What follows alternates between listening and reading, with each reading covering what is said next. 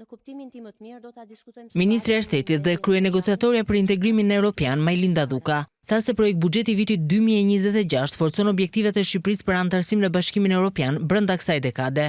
Një tregues i qartë i progresit të madh, të paprecedent, e theksoi komisionerja Kos këtë për Shqipërinë në rrugën e anëtarësimit në Bashkimin Evropian. Gjatë prezantimit në Komisionin e Jashtëm, ajo u shpreh se vendi po ecën me ritme të sigurta drejt negociatave, ndërsa theksoi se me 17 nëntor pritet të hapen edhe grup kapitujt të fundit për bujqësinë dhe sigurinë ushqimore. Me konferencën ndërqeveritare që Bashkimi Evropian dhe Shqipëria pritet të mbajnë ditën e hënë, datën 17 në Bruksel, Shqipëria do të përmbyll fazën e çeljes së negociatave për të 33 kapitujt në rreth një vit.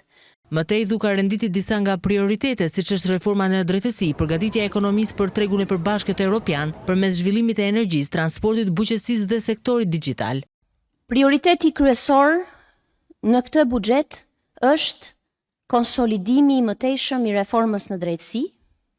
Një prioritet i dytë është përgatitja e ekonomisë shqiptare, sektorëve të ndryshëm të saj, energjisë, transportit, bujqësisë, sektorit digjital, telekomunikacionit e të tjerë për tregun e përbashkët të Bashkimit Evropian.